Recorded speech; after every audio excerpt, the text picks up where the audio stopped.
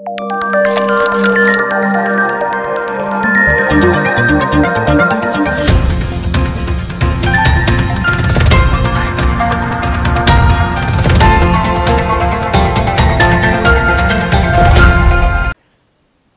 दर्शकवृन्द नमस्कार। राप्ती दर्पण टेलिभिजनको विशेष प्रस्तुति कार्यक्रम साझा मञ्चमा यहाँहरूलाई हार्दिक स्वागत छ। कार्यक्रम साझा मञ्चमा हामी आज लमै नगरपालिका वडा नम्बर 8 मा आइपुगेका छौँ र आज हामीसँग कुराकानीको निमित्त हुनुहुन्छ यसै वडाका वडाध्यक्ष मेघनारायण चौधरी। स्वागत छ हजुरलाई हाम्रो कार्यक्रम। धन्यवाद। कार्यकालको अन्त्यतिर हुनुहुन्छ हजुर। के परिवर्तन गर्नुभयो 5 वर्ष कार्यकालमा वडाको लागि? यहाँ सबभन्दा बाटो भयो, बाढ सम्बन्धी खोला नाला भयो, ड्याम बनाउने काम, त्यहाँपछि तपाईको पर्खाल बनाउने काम, त्यहाँपछि खानेपानी भयो।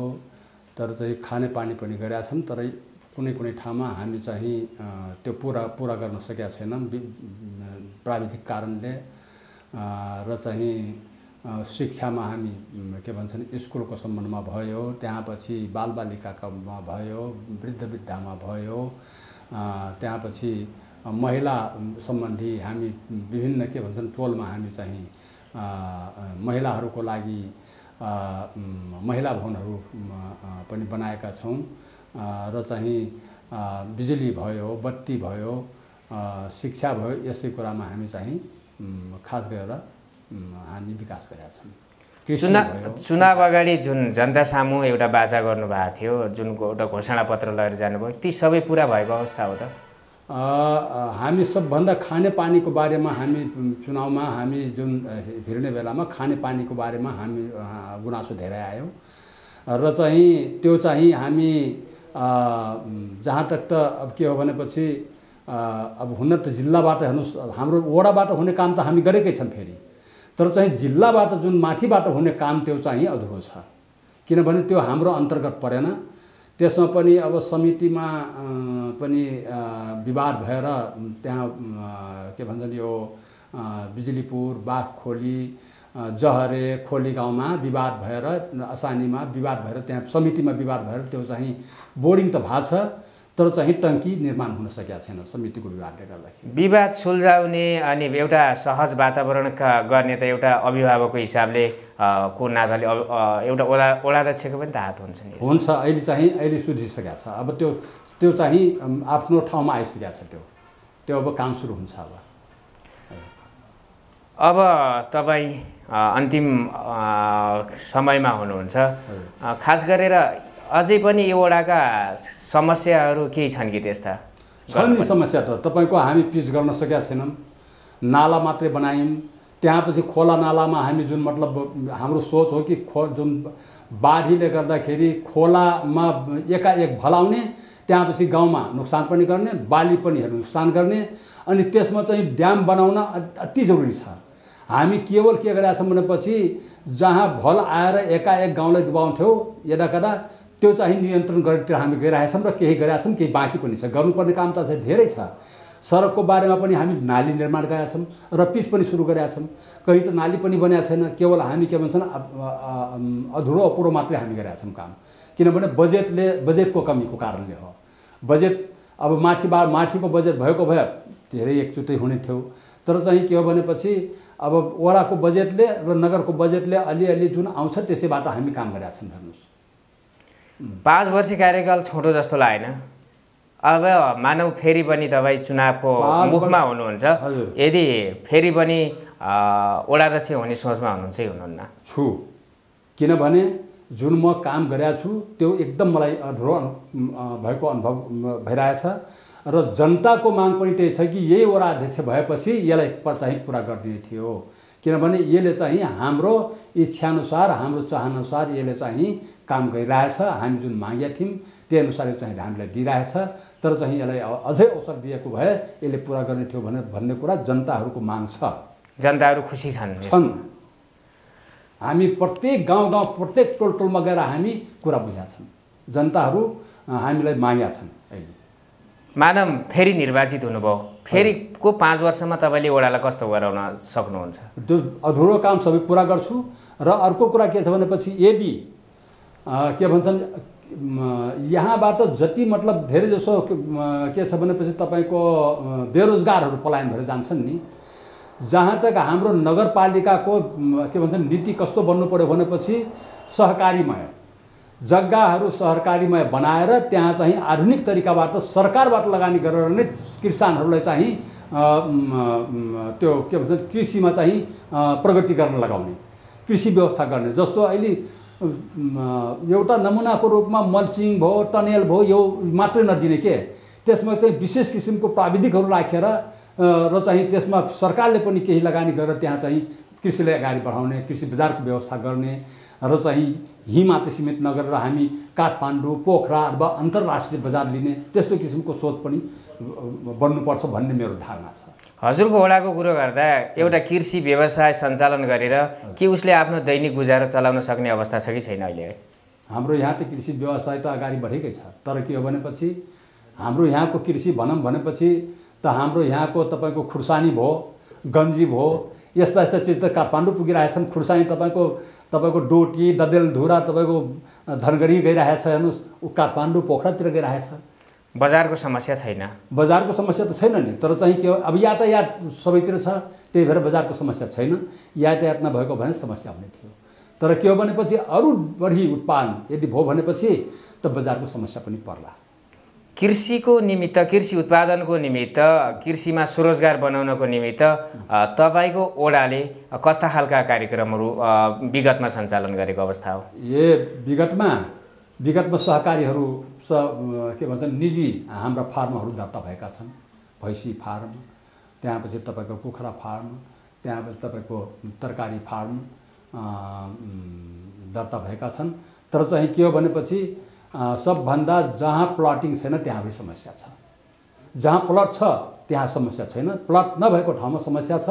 र अर्को कुरा के हो भनेपछि हाम्रो यहाँ बिजुलीको जुन पानीको सिँचाइ हो, बर्खायाममा भरि तपाईँको कहिले यता गता पानी परेन बिजुलीको धेरै समस्या पर्छ, किनभने लाइन पुग्दैन।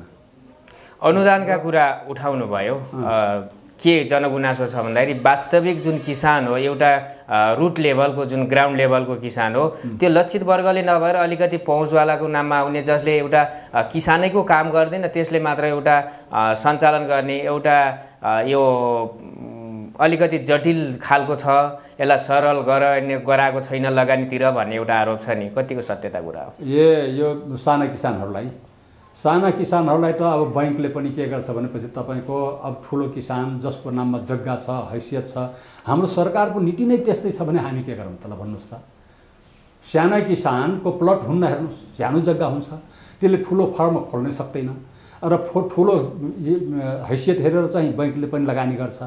अब सानो किसानको लागि उसको के भन्छन् हैसियत पनि हुन्न, त्यहाँपछि अनि उसको एरिया पनि हुन्न, हेर्नुहोस् एरिया नभएपछि। त्यही भएर मेरो सोचमा त के हो, हामी जस्तो 10वटा किसान छन् भने 10वटा किसानले एउटै फार्म बनाउने, त्यसरी प्लटिङ गरेर टुक्रा टुक्रा नगर्ने, सहकारीको रूपमा जाने, सहकारीको रूपमा गएपछि अनि मात्र यिनी सानो सानो किसानको पनि भलाइ हुनेवाला छ। हेर्नुहोस् सरकारको नीति चाहिँ अलिकति अमिल्दो भन्नुहुन्छ हजुरले? अमिल्दो छ हो, यसलाई चाहिँ परिवर्तन गर्नु, सहकारी बनाउने, जहाँ जसको त्यो एरियामा यदि किसानहरू छन् भने तिनी किसानहरूलाई एकै साथमा तिनीलाई चाहिँ के भन्छ एउटा सहकारी दर्ता गराउने, त्यो एरियालाई चाहिँ त्यसको नामाकरण गरेर यो फलाना सहकारी संस्था हो भनेर चाहिँ कृषि सहकारी हो भनेर तिनको दर्ता गराउने र ती किसानहरूलाई चाहिँ अब त्यसमा कुन चिजको खेती गर्ने, त्यसलाई त्यसैको लागि चाहिँ त्यो नमुनाको रूपमा प्रयोग गर्ने। त्यसलाई जस्तो टमाटर खेती भयो, अथवा गोलभेडा के भन्छन् तपाईँ खुर्सानी खेती हो कि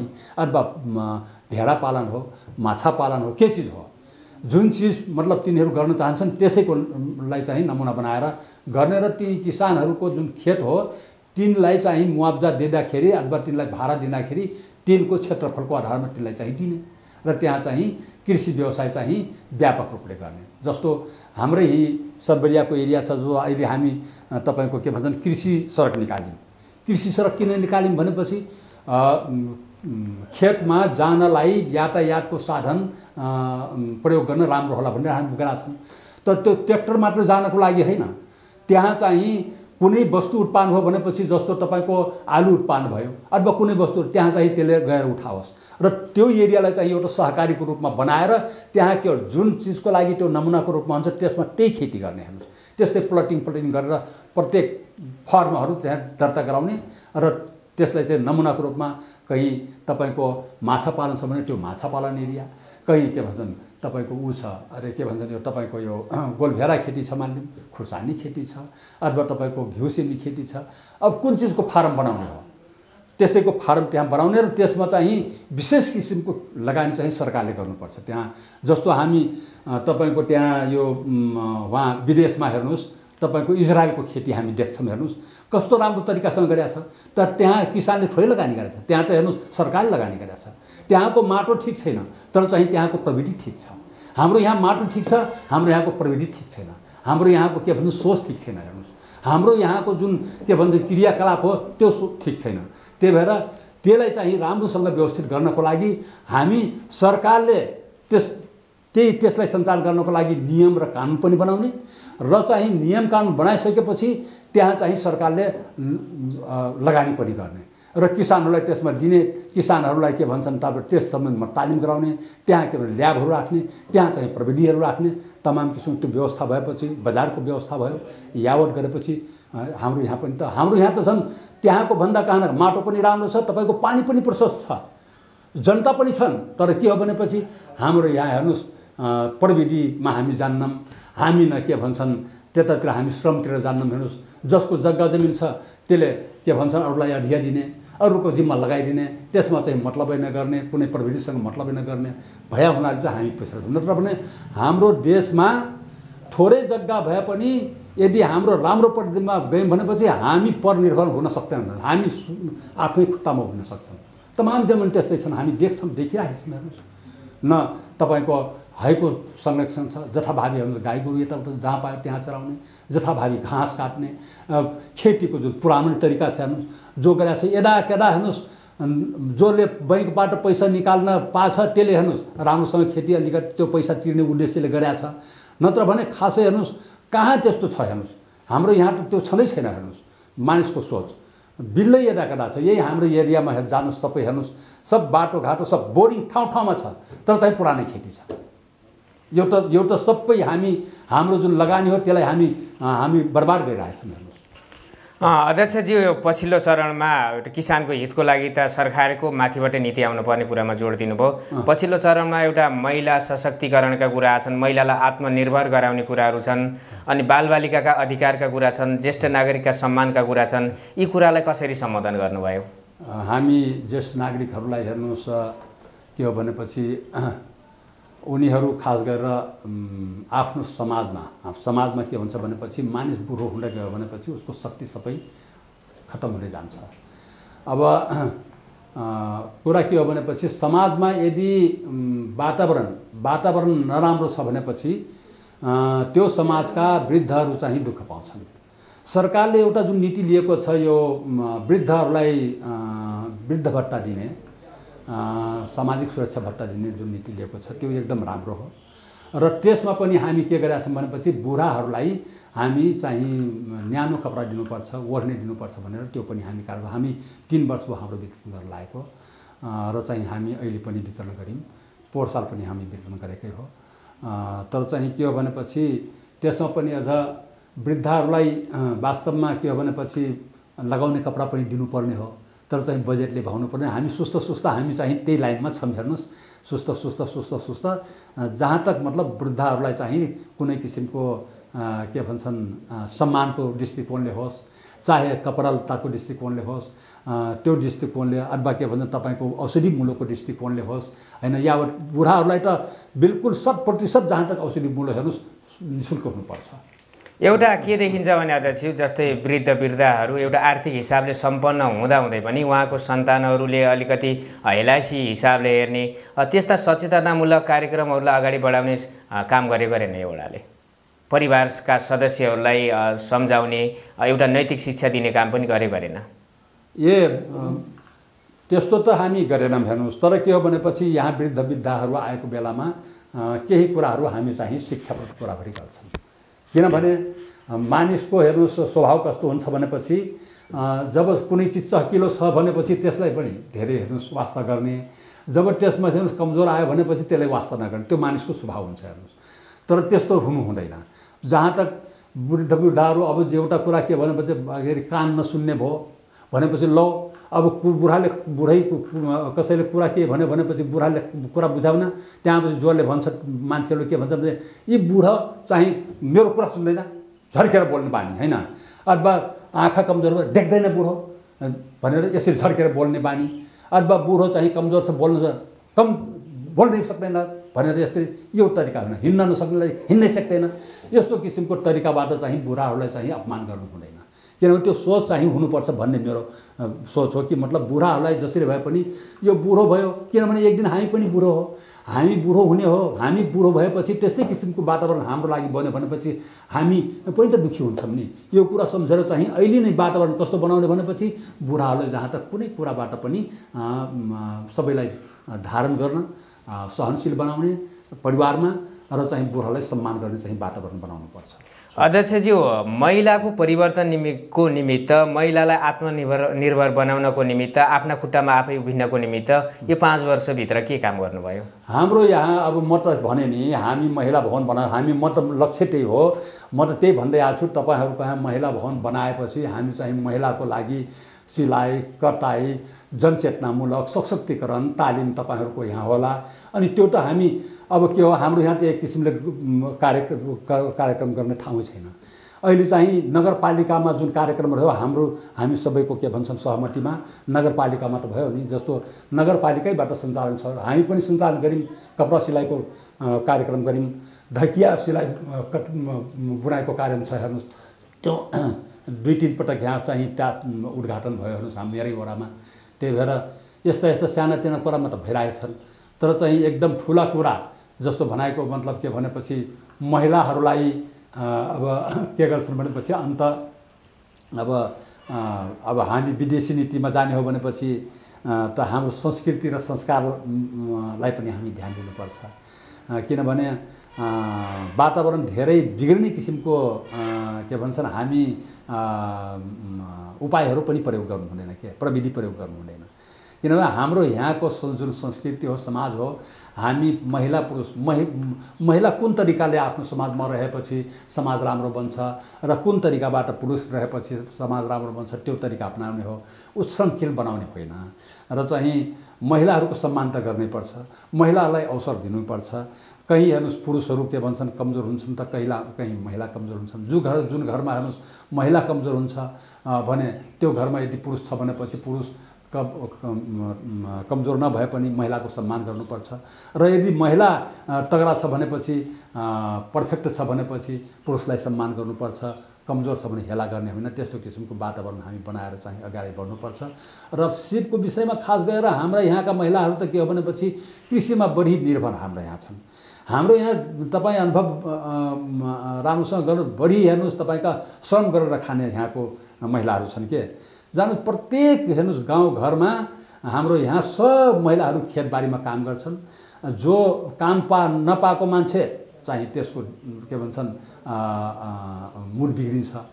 काम पाएको मान्छे त आफ्नो काममा बिजी हुन्छ, त्यहाँपछि त्यो हेर्नुहोस् त्यो काम पाउने मान्छे त हेर्नुहोस् कहिले आफूलाई हेर्नुहोस् त्यो नराम्रो वातावरणतिर लाग्नै पाउनुलाई हेर्नुहोस्। अध्यक्षज्यू, जस्तै एउटा महिला हिंसाका कुरा पनि बेला बेलामा निस्किने गर्छन्। हजुरको वडाको कुरा गर्दाखेरि त्यस्ता खालका हिंसाका अनि घरेलु हिंसाका त्यस्ता खालका समस्याहरू छन् कि छैनन् यो वडामा? हाम्रो यहाँ छ, तर चाहिँ एकदम व्यापक छैन। यदाकदा कहीँ निस्कँदा फेरि त्यो कस्तो समस्या हो भनेपछि यो जहाँ रक्सी खाएर मात्रै छ हेर्नुहोस्। जहाँ रक्सीको प्रयोग छैन त्यहाँ यस्तो किसिमको वातावरण छँदै छैन हेर्नुहोस्। अनि मादक पदार्थ अनि यो के अरे मापसी सेवन, यसलाई नियन्त्रण गर्नको निमित्त वडाले पहल चाल्नुपर्ने होइन र? अब यसलाई नियन्त्रण म गर्ने हो भनेपछि एउटा कुरा के छ भनेपछि म त खुद आफै म नियन्त्रित छु त्यसबाट। र मानिसले देखेर पनि जान्नुपर्छ कि हाम्रो वडाध्यक्ष चाहिँ जाँड खान्न, रक्सी खान्न, चुरोट खान्न, बिडी खान्छ, माछा मासु केही पनि खान्न भनेपछि हाम्रो अभिभावक यस्तो छ त हामी पनि यस्तै हुनुपर्छ भन्ने तिनीहरू देखेर पनि सिक्नुपर्ने हो। म किन त्यस्तो छु त? म के कारणले छु त? म हुँहरूको लागि छु। म समाजको सेवा गर्नको लागि नै यस्तो आफूलाई बनाएको छु। म वास्तवमा प्रयोग उहाँहरूको लागि भयो त उहाँहरूको लागि म उदाहरण बनाएको छु भने देखेर पनि जान्नुपर्छ। म कहीँ हेर्नुहोस् न, म यो ओरामा म कहिले पनि हर्जा गरेको हुन्न। हेर्नुहोस्, केवल जतिखेर मेरो स्वस्थ शरीर हुन्न त्यतिखेर मात्रै हो, नत्र भने म कहिले पनि ओरामा हेर्नुहोस् म के भन्छन् अनुपस्थित हुन्न। र कुनै पनि कार्यक्रमको लागि मलाई निमन्त्रणा भयो भनेपछि सक्दो म कहीँ पनि म के भन्छन् अनुपस्थित हुन्न। हेर्नुहोस्, किन? म त्यस्तो चिज प्रयोग नगर्नाले। र यदि कसैले मलाई बोलायो गाउँघरमा भनेपछि पनि म त्यहाँ पुगेकी हुन्छु। र कसैले मलाई यो मोबाइल फोन गर्यो भने म स्विच अफ गरेकै हुन्न। उसको मोबाइल आयो भने म तुरन्त आधा रात भए पनि म उठाउँछु। म जहिले पनि एकदम आफूलाई तयार गरेर हुन्छु, जहिले पनि एकदम सतर्क रहन्छु। हेर्नुहोस्, म त्यही भएर उहाँहरूले जान्नुपर्छ कि मतलब हाम्रो वडा अध्यक्ष भनेको हाम्रो अभिभावक हो, यो यस्तो किसिमको छ भनेपछि हामी पनि त्यस्तै हौँ भनेपछि त कति राम्रो। मुखले भन्ने कुरा म त आफ्नो हाउभाउबाट प्रकट गरिरहेको छु, देखाइरहेको छु। म आफ्नो क्रियाकलाप मैले देखाइरहेको छु। हेर्नुहोस्, म फोकटिया म त्यत्तिकै बस्न चाहन्न। हेर्नुहोस्, म हेर्नुहोस् घरमा गएपछि पनि म घरमा पनि म भगत मान्छे हुँ। म घरमा गए पनि म तबला बजाउँछु, हार्मोनियम बजाउँछु, भजन गर्छु, त्यत्तिकै म बस्दैन। हेर्नुहोस्, 2-4 जना आउँछन् मेरो घरमा, त्यही म हेर्नुहोस् आफ्नो रमाउँछु। हेर्नुहोस्, फोकटिया त म बस्दैन। हेर्नुहोस्, यहाँ आयो भनेपछि जनताको सेवा गर्छु, के भने निस्के भने कसैले मलाई बोलायो त्यहीँ गएर हेर्नुहोस् उनको सेवा गर्छु। हेर्नुहोस्, एउटा आरोप के आउँछ भने वडाध्यक्षले आफै काम गर्न सकेन भने कर्मचारीले मलाई असहयोग गरे अथवा नगरपालिकाले असहयोग गर्यो भन्ने एउटा आरोप छ नि। तपाईहरुको वडाको निमित्त यस्ता समस्याहरू कर्मचारीबाट असहयोग हुने अथवा अरू के रे उपल्लो निकायबाट असहयोग हुने त्यस्ता खालको वातावरण सिर्जना भयो कि भएन? कर्मचारीहरूले कस्तो भन्नु हो? कर्मचारी असहयोग गरेर काम गर्नलाई अप्ठ्यारो पार्ने छ भन्ने सुनिन्छ नि, यो वडामा भयो भएन? यो वडामा त त्यस्तो छैन। एउटै गुनासो के हामी टोलमा हामी के भन्छन् गएको बेलामा एक ठाउँबाट के कुरा आयो भनेपछि सचिवको बाटोभरि गुनासो आयो। के गुनासो आयो भनेपछि सचिवले पहिला हेर्नु सुरुमा यहाँ आउनुभयो, अलिअलि झर्केर बोल्दाखेरि चाहिँ जनतालाई नराम्रो लाग्यो। र चाहिँ हाम्रो यहाँ कर्मचारीहरू पनि हेर्नु सतर्क छन्। तर के हो भनेपछि हाम्रो यहाँ अहिले कस्तो छ भनेपछि मेसिनबाट सबै काम हुन्छ। मेसिनले हामीलाई हेर्नुहोस् यो नेटवर्कले चाहिँ धेरै हामीलाई परेशान गरेको हुन्छ। अब गर्ने के हेर्नुहोस्, मेसिनबाट हुन्छ, हातले हुने भए फटाफट गर्ने थिए तिनीहरू। र चाहिँ त्यस्तो भएको भए त म पनि भन्ने थिएँ तिमी के हेर्दै बसेका छौ। अब कोही हेर्नुहोस् ग्राहक आयो सेवा लिनको लागि, अब त्यहाँ हेर्नुहोस् मेसिनै चल्दैन, नेटै चल्दैन, अनि तिनीहरू हाम्रो काम भएन भन्छन्। त्यहाँपछि म भन्छु कर्मचारी के कारण हो तपाईँहरू किन गर्नु भएको छैन? सर हाम्रो त मसिनै चलेको छैन, गरम के भन्छन्। हेर्नुहोस्, नत्र भने त्यस्तो हाम्रो यहाँ छैन। हेर्नुहोस् अध्यक्षज्यू, हामी अब कार्यक्रमको अन्त्यतिर आइपुगेका छौँ। यो टेलिभिजन हेरेर बस्नुहुने सम्पूर्ण दर्शकहरू तथा आफ्ना वडावासीहरूलाई के भन्न चाहनुहुन्छ अन्त्यमा? अब वडावासीहरूलाई अब अहिले निर्वाचन आएको छ, अहिले निर्वाचन फेरि पुनः आइरहेको छ। जहाँ तक हुनसक्छ पार्टीले पनि मलाई टिकट दिनुपर्ने हो। यदि टिकट दियो भनेपछि म यदि फेरि जितेर आएँ भने चाहिँ म तपाईँहरूको दिलो ज्यानले तपाईँहरूको सेवा गर्नको लागि म हेर्नुहोस् तत्पर भएर चाहिँ तपाईँको काम गर्नेछु भन्दै म तपाईँहरूसँग त्यही के भन्छन् मेरो गुनासो राख्दै म यहाँ जुन कार्यक्रम लिएर आउनुहुने हाम्रा प्राविधिकहरूलाई म चाहिँ धन्यवाद दिँदै म आफ्नो शब्दहरू यहीँ टुङ्ग्याउँछु। हस्त धन्यवाद। धन्यवाद। नमस्कार।